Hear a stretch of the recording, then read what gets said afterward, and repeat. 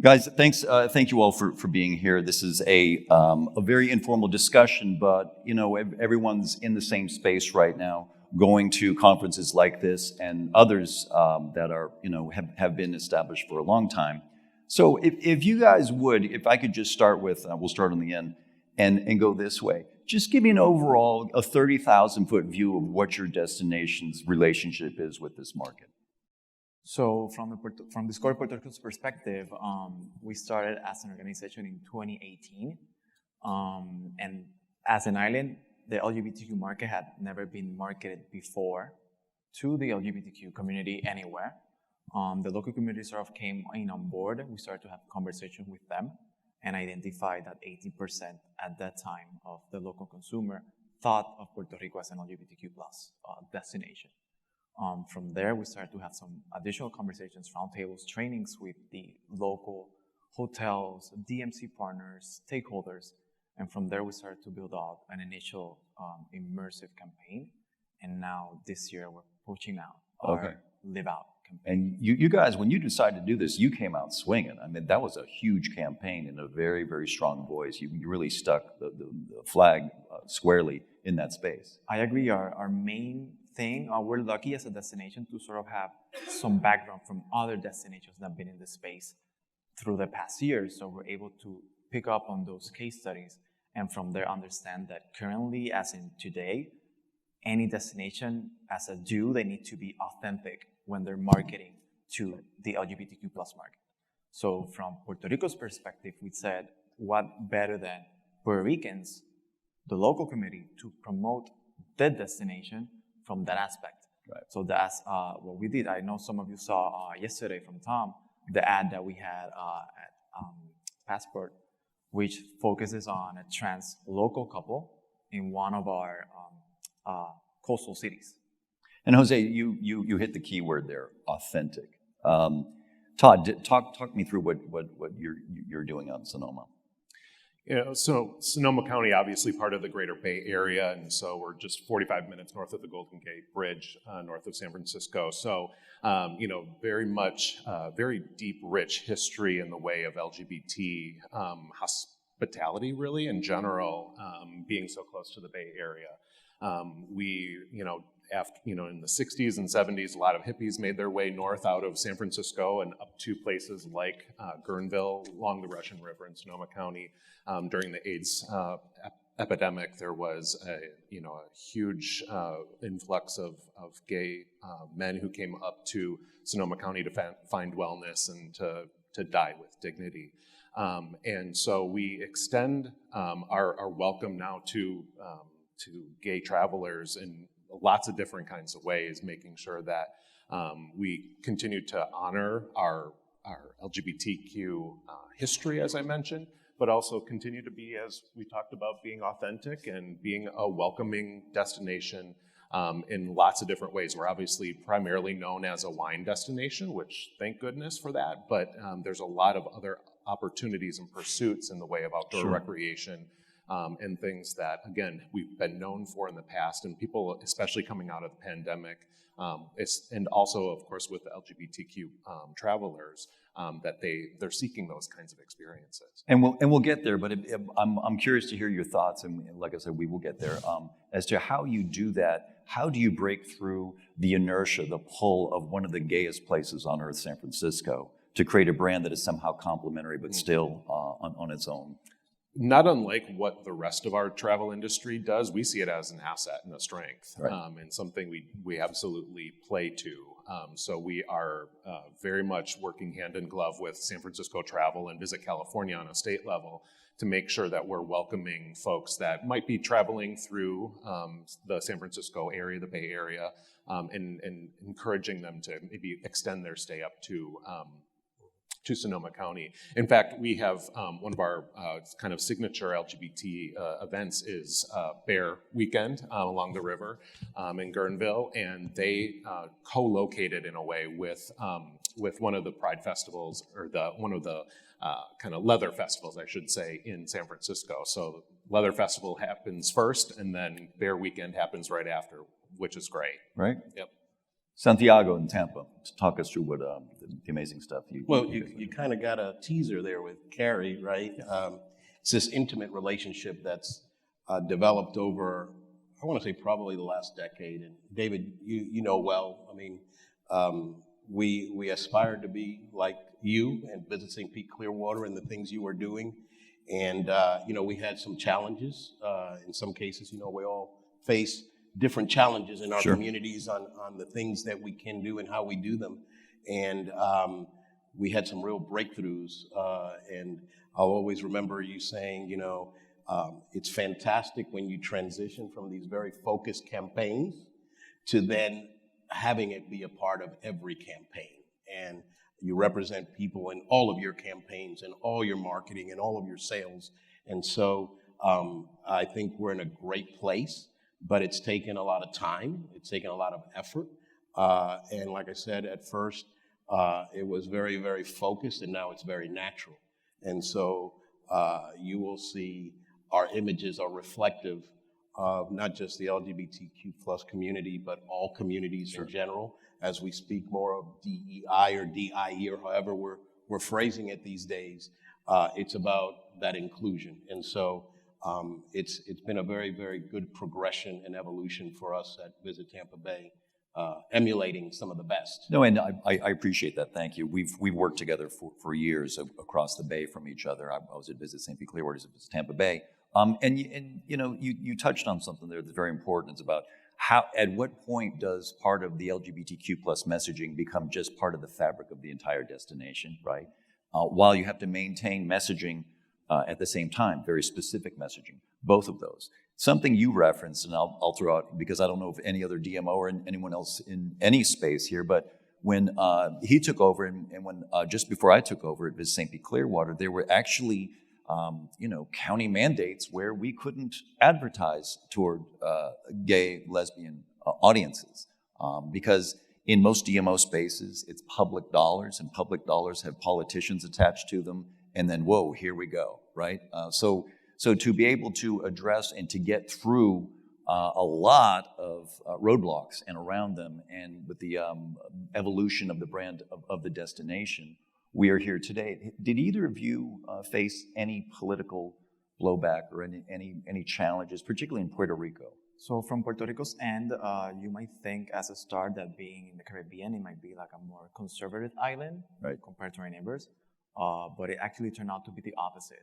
For example, when our executive team went to our board of directors, which is composed of people in the industry, people of the government, assigned by the governor, assigned by the local house of the Senate. So they definitely respond to a specific political ideal. When this was presented to them, let's say luckily, but we did not have any negative response from the background that, let's say, stakeholders, hoteliers were like, you know what, we do receive LGBTQ people in our properties, in our events, in everything. Let's do some more research to, let's say, target it correctly. And that's how, in Puerto Rico's case, for now, that has evolved in our campaigns. Not only, again, Vivald, but the other ones that we're building. And Jose, I don't want to put too fine of a point on this, but I'm curious. Puerto Rico had a lot of very major challenges at the same time you were trying to do this. You had hurricane challenges, there were political challenges, there was a lot of challenges. Did any of those serve to derail? Did they say, we don't have time for niche markets, but you seem to be able to do both at the same time? We were able, as you just mentioned, Puerto Rico has had, for some reason, opportunity to build a huge crisis book with millions of pages. So if you want to hear about it, we can definitely do that. As you mentioned, we had hurricanes, we have earthquakes, we have political rebellions, if you want to put it that way. But at the same point, since we're still working together in the office, building many things, we were able to still include LGBTQ plus specific within the planning. Again, it definitely took a bit more time compared to the, let's say, first campaign that we had out, which was Have We Met Yet? But now it's out. And Gotcha. From there, we can blend it in and integrate it, as we just mentioned, to the main campaign that we have. And from there, sort of ingrain it so you're not only seeing LGBTQ plus marketing in the Live Out campaign, but the Live Boricua campaign that we just pushed out, that if you're at your hotel room, you might see a TV ad about it.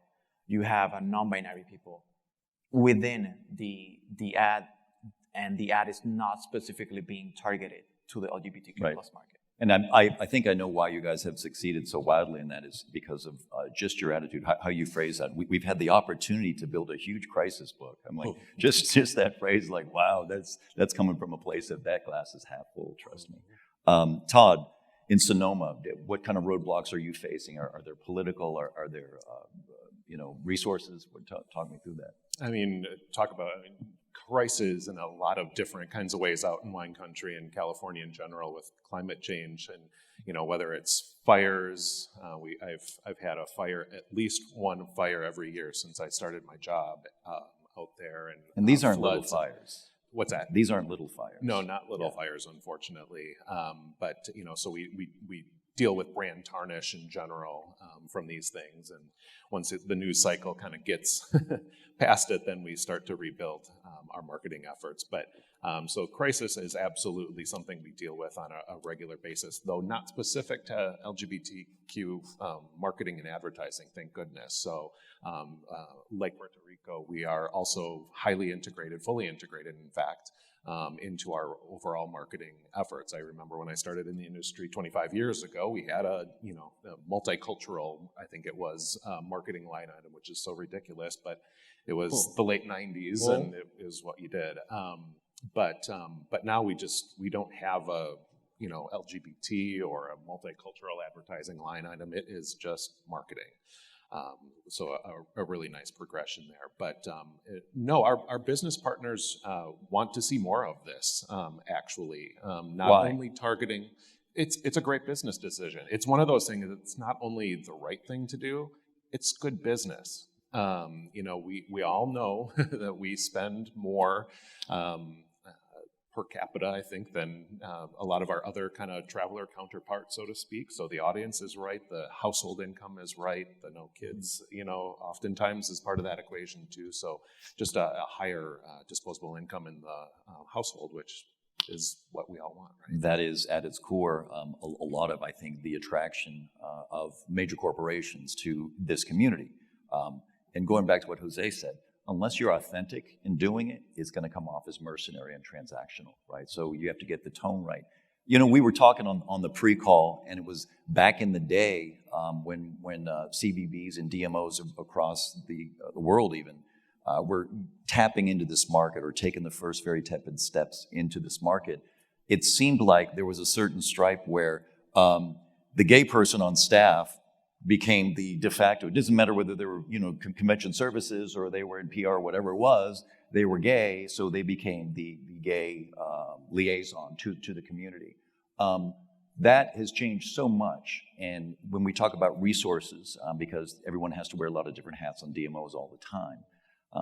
Santiago, we'll start with you, but can you talk me through we had this conversation yesterday with a CMI, community marketing, about how important it is to address all the letters, the L, the G, the T, the Q, the I, and how do you even approach bifurcating an already smaller message than your whole brand message? Do you guys make those distinctions? Is it a general market, or talk me through that?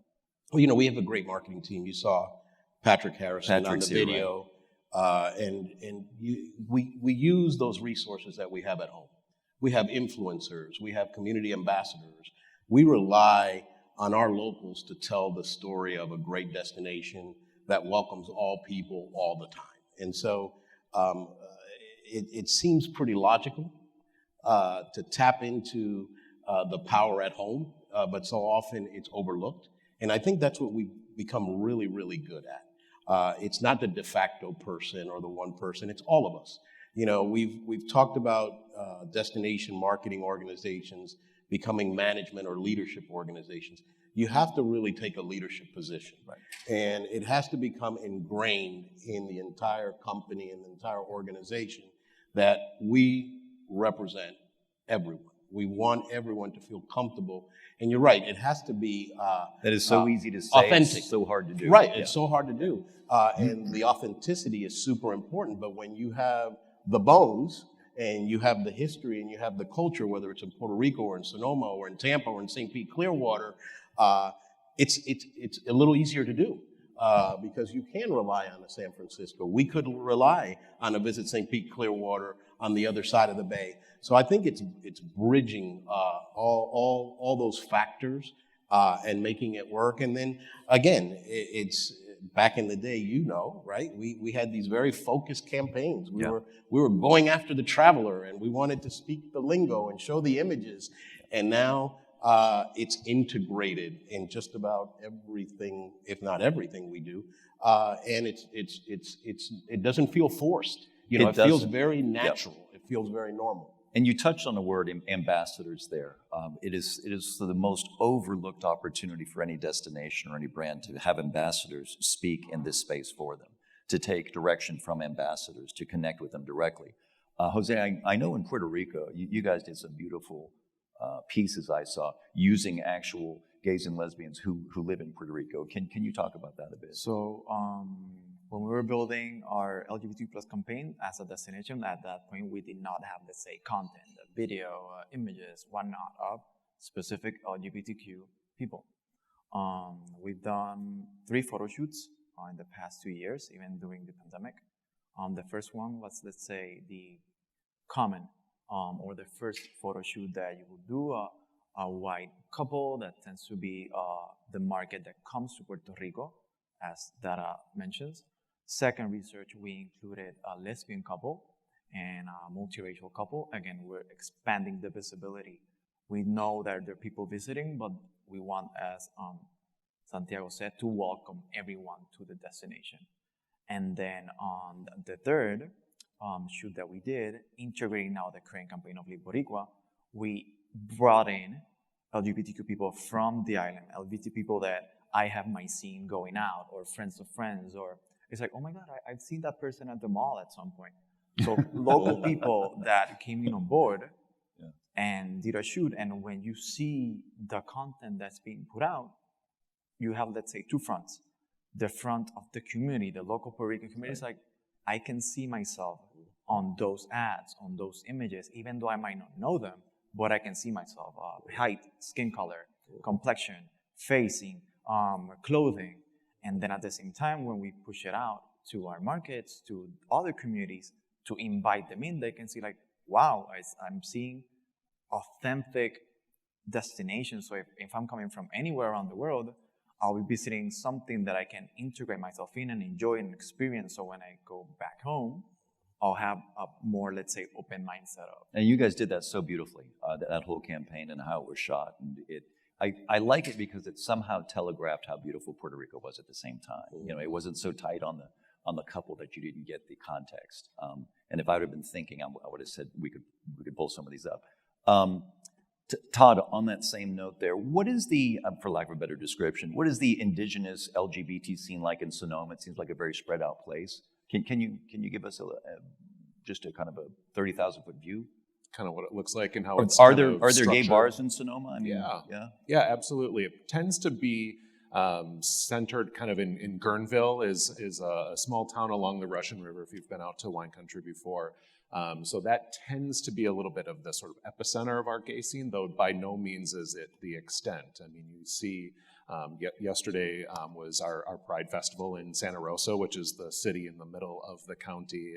There's also different Pride events and business owners, certainly, and other folks, you know, different sort of peppering of a very specific LGBT kind of experience throughout our destination. Which is great. I mean, we're a huge destination. Sonoma County is 3 times the state of Rhode Island in size.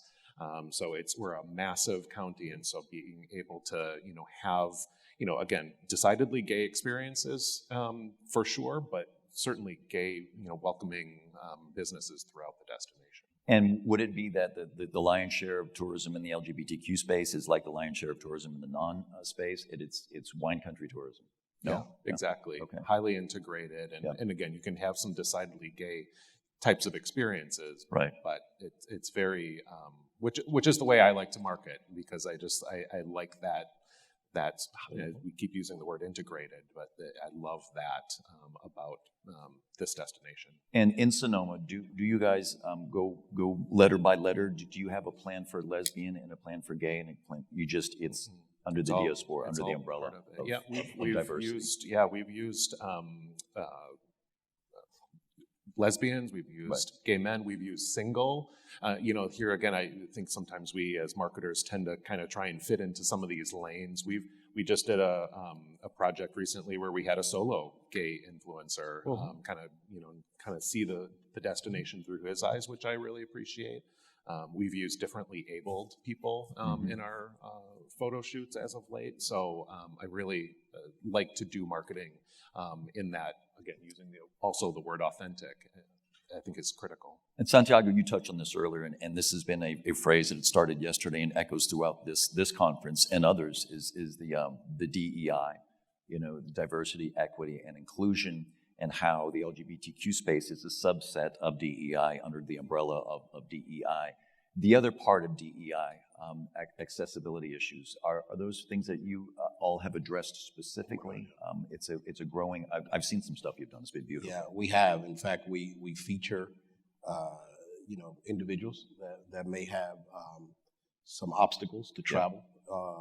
We're big into travelability and accessibility. We have influencers that we use in our videos. But going back and winding things back a little bit, in Tampa, we not only market, but we also have a big convention center. And, bringing in diverse groups is also part of our formula, whether it's a chamber or a business group or an entity that is an affiliate of the LGBTQ plus community. We pride ourselves on bringing those big conventions to our convention center in our city. So we're also incentivizing meetings, conventions, events to come to Tampa, aside from the integrated marketing and the images. And I'm surprised you haven't brought it up because I know you were a little bit jealous about it. We came up with the Visit Tampa Gay. That's right. Guide. Visit Tampa Gay. And Damn you wished I had stolen that idea, right? Yeah. But again, when we're trying to focus on different historic districts or bars or clubs or attractions, we have our own Visit Tampa Gay Guide, which is also a great tool for us to be able to focus direction if we need to. Not that in some cases you need to do that. So yeah, I think going back to the central question, we've done a very, very good job with accessibility and making sure that their accommodations are in place and that we are all focused on making sure that every visitor is welcome and feels at home. And I think that's really important, right? We always said, we want Tampa to be your home away from home. And, I've always said you could go to the most beautiful place on the planet, and if you feel not wanted there, you'll never go back. Right. You'll I didn't like the way I was treated at the airport. I didn't like the way I was treated on a cab ride. I didn't like the way I was treated at that restaurant. Yeah. I don't care how beautiful it is. I'm never going back there. And so I've always said, you make people feel like they're at home, and they'll keep coming back to you. And so we do that across all groups. And I'll never forgive you for thinking of Visit Tampa Gay first. Damn it. Todd, in your space, and then you, Jose, can you give me a very high view of how this fits into your larger DEI efforts? Yeah, I mean, we like a lot of organizations have very much doubled down on DEI, especially since George Floyd, and LGBT is very much a part of that. So we have been. You kind of talked before about how to structure organizations and how sometimes the token gay guy in the office leads a pride panel, or during the month of February you have the black professional in the office who does that. Right. All of that to be said, we've tried to create an even safer space for discussions and learning to happen within our organization. Especially after George Floyd. And so we've been, as part of that, we've had panel discussions within the office during the pandemic, it obviously happened largely, online and so forth. But in terms of just creating conversations in the office for our own personal and professional growth and development, and understanding sort of across the aisle, so to speak. So I think that, and when you talk about bringing that internal and, kind of how we are programmed as an organization, how we exude that, I really appreciated that conversation. Yeah. Yep, absolutely. Jose, anything to add on that? Yeah, using that same start at home, let's say the LGBTQ market or ideal of our organization has helped us pivot to be more aware and inclusive of DEI. And this starts at home, as in this starts in our office and start at our departments as an organization. We are building up our DEI committee and efforts to, again, be authentic. It's not that we want to be DEI and done. This is not a checkbox that we want to do. Right now, for example, we built a committee. We're having internal trainings to create safe spaces. As an organization, we're in Puerto Rico, so for example, are we diverse? We're all Puerto Ricans, but then we're a same group of people. Where are the Asian Puerto Ricans that we have in the island? What's the difference between those group of colleagues that work in the Puerto Rico office, Right. and then the ones that are based in the US, which is mostly the sales department, that are not Puerto Ricans, for example, or that come from other DMOs, have different experiences? How do we integrate? For example, right now, for everyone in the office, we just acquired a DEI book, which is the Inclusivity Revolution from Daisy Dominguez, that serves sort of and sort of from yourself to the organization a way to build DEI. Jose, what is the name of the book? It's Inclusivity Revolution. Inclusivity Revolution. I'm from gonna look Daisy it up. I haven't heard Dominguez. that. Okay. Wow, that's great. And let's say the first base of the book is like, it's great that you're here on this step. Let's make sure that you know why are you integrating EDI in yourself. Yeah, that's and this has been, like I said, we've been talking about this for 2 days. It's when it's difficult to define, it's even more difficult to implement, right? Exactly what it is and exactly how you go about doing that. Todd, I'm going to put you on the spot here for a minute. What is gay travel? What do you think gay travel is? Is it gay people traveling, or is it a destination? When you think of the easy targets for gay travel, like for example, the gayest places in the world of gay, you think of like San Francisco, you think of Key West, you think of P-Town, you think of how would you define gay travel? I think it's making sure that your destination is welcoming of, in a very authentic way, of gay travelers and people who identify as LGBTQ+. So that I think is just in a very broad way a huge key. Santiago, anything to add on Yeah, I that? thought you were going to put me on the spot. Your turn. You're next. No, I have to agree completely with Todd, right? I guess I'm the only non-gay guy on the panel, right? So you're asking me the question, and I would say that it's exactly what Todd said. It's about that environment that you create at home, and I think Jose and Todd have given great examples of how you do that in your destination, and it shows up in the numbers, right? The numbers are hard to argue with when you look at the number of gay travelers, LGBTQ plus events and conventions and groups, and the dollars, that economic impact that then makes us all better at home, that we all appreciate. And we're not shy about talking about that. We're not shy about talking about the economic impact we see through what we do. And it speaks to folks at home, especially in Florida, when you don't have an income tax and it's based on the visitor economy. And we can say, oh, every time you get that paycheck and you don't have that income tax out of there, you can thank all of our travelers that we're bringing to our destination. And we beat that drum incessantly. And you do, and it kind of goes into the next thing that I want to touch on, which is budget. Do any of you say we are spending this portion of our budget? Is it a dedicated budget line item for the LGBTQ plus or diversity market, or is it something that just comes up and is incorporated as it needs to be? How do you guys do that, Jose? How does Brad Puerto look at Rico's this? and budget specifically right now, probably many destinations have some ARPA funds being allotted to use for tourism marketing. Initially, we are able to use those funds to sort of funnel it specific for this new Live Out campaign.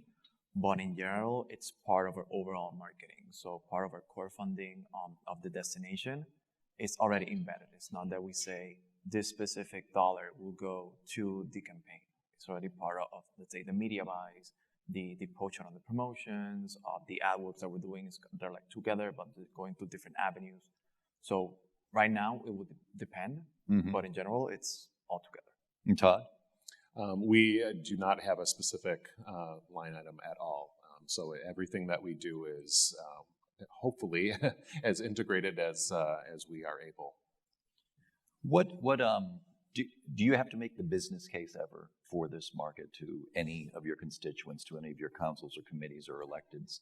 Is this something that is naturally accepted, like, hey, this is a great part? Or is this a discussion that has to be revisited and redefended all the time? Fortunately, I've not had to defend it since I've been at Sonoma County Tourism, which is almost 4 years now. So we have great support from our board and from our community at large. And in fact, again, a lot of our marketing committee members are asking for more, again, not only LGBT advertising, but just more inclusive advertising in general. So there is definitely a great community support for that. In Santiago, I know you've spent a lot of time educating your board and folks on that side of the bay. Is it a continual process, or have you brought them around, or what's the... Again, if you go back a decade, and we had some challenges there politically and philosophically, that has gone by the wayside.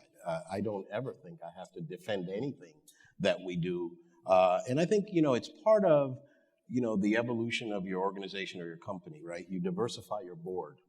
You get the thought leaders that drive your organization on the same page. You diversify your staff. You diversify the images and the marketing product that you're creating. You diversify engaging with your influencers and your minority businesses and everyone that makes up your community. That old adage about the village, right? It's a village mentality. And I think when you start bringing in everyone into the decision-making process, you don't have to defend anything anymore because everybody understands what we're doing. There's no friction. It's like, oh yeah, absolutely, yeah, we get that. Yeah, we understand those images. Yeah, oh yeah.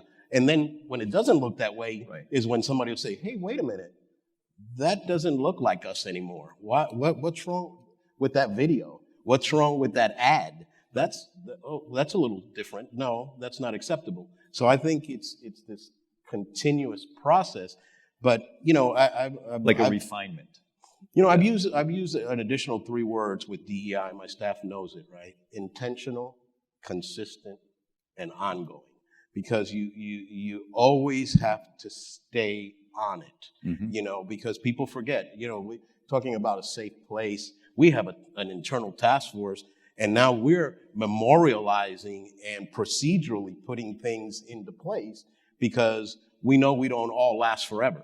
So Santiago may not be the president and CEO of Visit Tampa Bay forever, but the policies and procedures and the marketing and all those things will continue, and they have to continue being done the right way and the only way. So I think that's important too.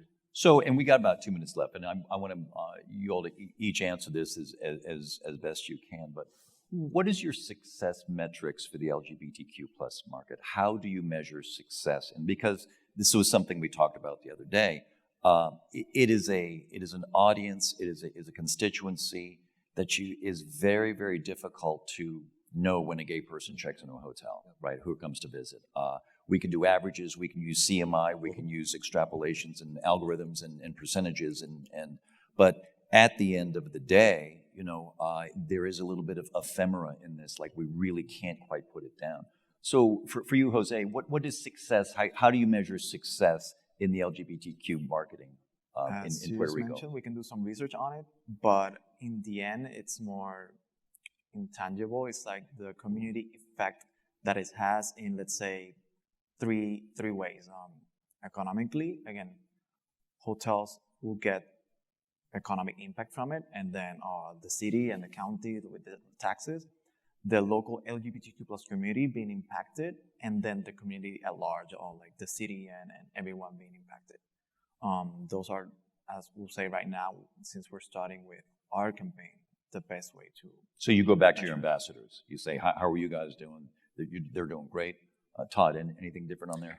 Very similar. I would love to do, more specific, kind of exit polling or, very specific sort of metrics to define or help support our KPIs. But I agree, it tends to be for us, I think, the amplification of our own communities, welcoming, supportive, inclusive nature, how this destination is programmed, and making sure that we're amplifying that to the audiences and making sure that we are considered when people are looking for a wine country vacation.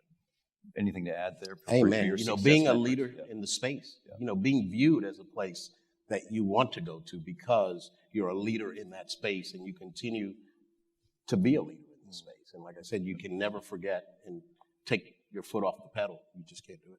And we thank Visit Tampa Bay for being a sponsor as well. We thank both of our friends from Sonoma and from Puerto Rico for being here today. And I want to end with your hidden talents, or the thing I was supposed to say when you walked on. Santiago Corrada, his hidden talent, he may be the first and only ever karate brown belt speaker we've had at Thrive. So be careful of that. Todd reveals his youth with this fun fact. The first record tape or CD he ever owned was Ice Ice Baby. Oh, yeah. Right on. Wow. Nice. Wow. True story. Love them. And José is this is interesting. Coincidentally, José would ban, quote, the new normal from content marketing verbiage. I love that. And for a complete change from Puerto Rico, he'd go on vacation to Iceland in winter. Well, I've got some folks in Iceland that you can meet. And I would like to thank all of them for being here this morning. Get up on a Sunday morning to talk shop with me. This is such a great group. Please give it up for our friends here.